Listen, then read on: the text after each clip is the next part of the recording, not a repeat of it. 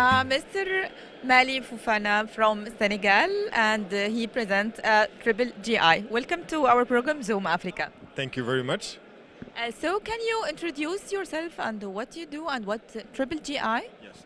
So my name is Male Fofana. I'm the Director Africa of the Global Green Growth Institute. We're calling Triple GI, as you name it.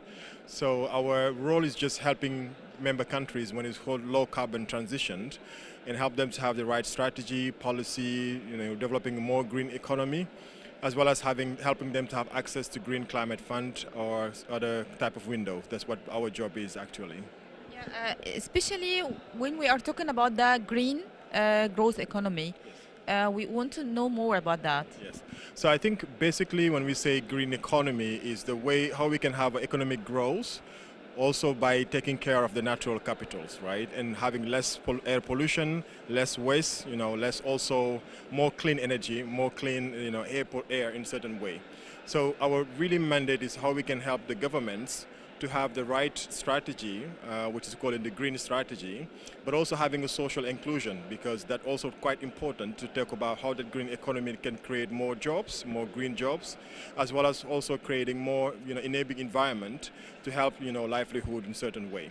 So at the moment that we're speaking, also the green economy will help also country to be more resilient to the climate change, right? That we're mostly facing in Africa, that climate change impact, right? That's why we think that's really good for African continent to have and set up that green growth modelings that help them to be more resilient, but also help them to attract more funding where the issues is mostly as we speak now.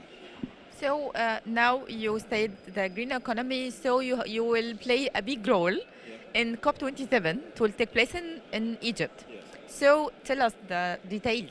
I mean, the COP27 in Egypt is really a good timing for Africa because we will talk about more adaptation, but also more how we can attract more funding at the adaptation side. Africa is not the one continent that's just polluting less, right, when it's come to GSD in a certain way, but how we can help African continent to have the right policy, to really raise the voice when it's come to loss and damage, right? Things that link to our need in certain ways. I think the COP27 that will take place in November is really a tipping point for Africa, that we can share our needs. It's not about doubling the adaptation fund or need, but it's about really having the right tools in place.